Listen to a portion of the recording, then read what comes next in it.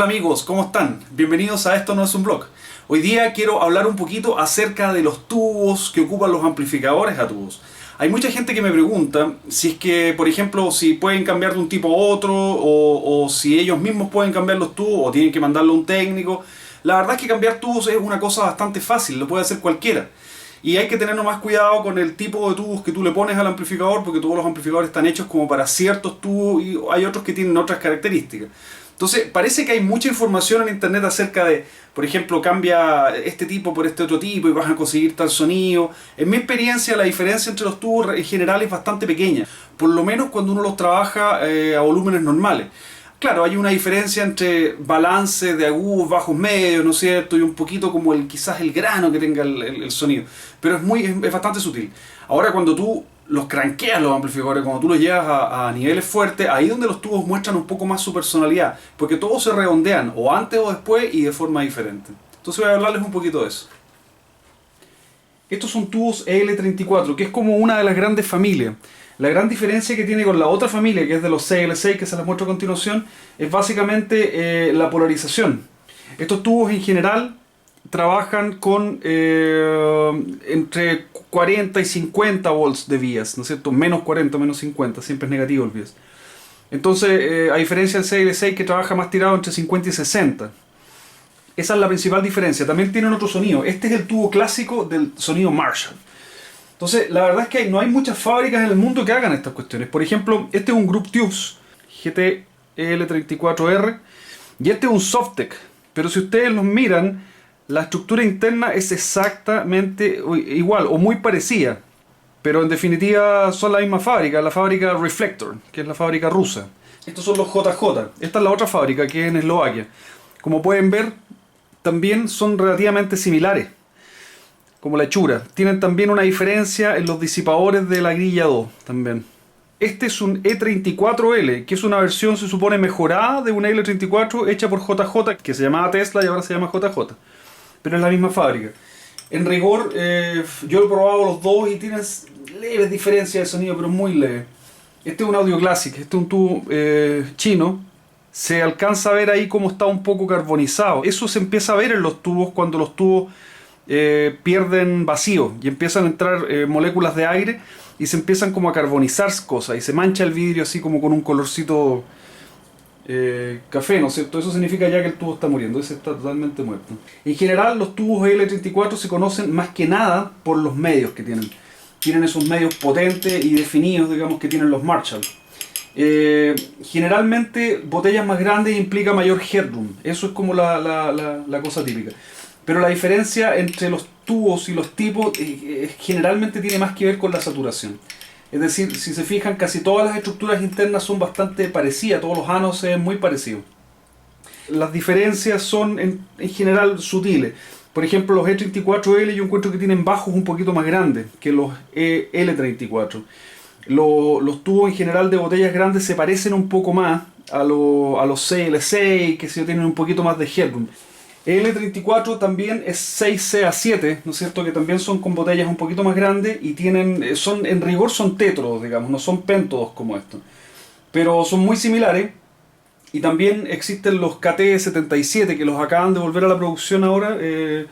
Y al parecer son también mucho más parecidos al CL6. O sea, tiene los medios de un L34 pero con un poquito más de hi-fi, digamos, en bajos y en agudos, que es más característico eso del CL6. Bueno, la otra familia de tubos grande, digamos, que aparte de los L34, es la de los CL6. Entonces, los CL6 son clásicamente los tubos que ocupaban los Fender.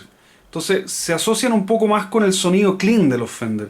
Y la verdad es que no es un péntodo como tal, sino que es un tétrodo. Es decir, tiene en el fondo 4 electrodos. De hecho, se ve que tienen menos patas incluso, digamos. Esto genera un sonido que tiene los bajos un poco más hi-fi, es decir, tiene más bajos, por así decirlo, llega hasta más abajo la respuesta del tubo, y además son bajos un poquito más redondos, no tan agresivos tal vez. Y los agudos son bastante más hi-fi, son como un poquito así como crispeantes, digamos, como bien arriba, así como una mosquita. Entonces hay gente que le gusta mucho el sonido del CL6 porque también es un poco más limpio a altos volúmenes que el EL34. Este 5881 también es muy atractivo desde el punto de vista de ¿cómo se llama? Disipación de potencia, porque solamente consume 0,9 me parece amperes, entonces tú lo calientas con menos corriente y sin embargo da prácticamente la misma potencia que el 6L6. Este es un KT88, este es JJ. Este tubo es claramente, como pueden ver, tiene base metálica, al igual que ese y ese, ¿no es cierto? Y ya con eso y la botella, digamos, un poquito más grande, te dice al tiro que es un tubo industrial y es un tubo que disipa mucho más potencia que estas otras cositas que se ocupan usualmente en amplificadores de guitarra. Entonces, si tú tienes, por ejemplo, un amplificador con 6L6 y te caben los KT88, tú obviamente consigues más potencia. Es un tubo que tiene mucho más headroom y bueno, está hecho para disipar más energía. Con un par de KT88, con 500 volts tú puedes sacar 100 watts. De hecho, yo he hecho amplificadores a tubo para bajo y con 4 KT88 puedo sacar 200 watts. Entonces, es un tubo mucho más potente, mucho más cototubo y es un reemplazo directo en términos de vías del 6L6. Este de acá es un 6550 y acá tengo otro 6550. Quería mostrárselos porque la verdad son dos tubos que son iguales, sin embargo la botella es bastante distinta. La altura, la anchura en el fondo del medio. Entonces uno tiene que, pero si uno ve por ejemplo las estructuras internas son muy parecidas. ¿Cuál es la diferencia entre KT88 y 6550? Bueno, los que saben dicen que suenan igual, ¿no es cierto? Te dan más o menos la misma potencia, pero los bajos del 6550 son un poco más claros. Este tiene un poquito más medios bajos que este. Eso es lo que dicen los entendidos. Yo con toda sinceridad nunca he encontrado una diferencia. Estos sockets, como se puede apreciar, no tienen ningún tipo de seguro para el tubo. Entonces, en este caso es tan simple como agarrar el tubo de arriba, ¿no es cierto? Y tirarlo. Con un pequeño movimiento circular. Así. Hasta que sale. Y ahí está. Entonces se gira hasta que la mosquita calza ahí y después se empuja levemente hacia abajo, así. Y en ese caso ya entró. Y listo. Ahí por ejemplo tenemos los 6L6 de un Mesa UGI también con estos soportes que la agarran. Entonces uno empuja hacia abajo los soportes y después el tubo sale con un movimiento muy suave circular hacia arriba. No muy circular porque se pueden doblar las patas, pero llega un momento en que la base suelta. Ya, y si ustedes se fijan, este tubo también tiene una pestañita ahí que hace que sea imposible equivocarse dónde ponerlo. Entonces para el proceso para ponerlo simplemente se agarra acá y se apunta la pestañita de tal forma de que todas las patas calcen. No va a entrar en otra posición el tubo. Entonces lo mismo al contrario, se hace un poco de presión, tal vez circular con un poquitito de movimiento hasta que toca abajo y se cierra el seguro. Los tubos del pre es lo mismo. Uno los saca moviéndolos circularmente y salen solamente a presión, no tienen seguros en general esto. ¿Ya? Y al ponerlo es exactamente lo mismo, entran solamente en una posición, hay que fijarse que sea el mismo tipo de tubo y con un poquitito así de presión entran. Hay algunos tubos que tienen un escudo, ¿no es cierto? Un shield, y ese shield se hace así, se baja, se gira y sale. Es muy sencillo. Entonces el tubo está ahí, pero en definitiva es exactamente el mismo proceso. Uno lo saca haciéndole una pequeña presión circular hacia arriba y de repente sale. Y cuando entra es también en una misma posición, en una sola posición entra. Hay que tener cuidado con que de repente uno hace fuerza y las patas no están realmente bien apuntadas. Cuando el tubo entra se siente que está entrando bien. Y después se pone el escudo ahí en posición, se gira y queda listo. Estos son los L34, este es el formato que tiene una base, qué sé yo, funcionan así para este tipo de seguro. El 6L6 creo que también entra acá. Yo creo que entra. Claro. También. Y el patillaje de ambos tubos es exactamente igual, entonces este seguro también sirve para 6L6, por lo menos los que tienen este tipo de base.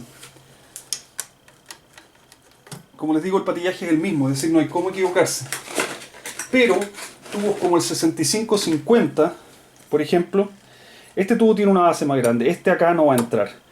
Entonces estos o vienen sin seguro, o a veces vienen con un seguro que que es como un gorrito que tienen arriba.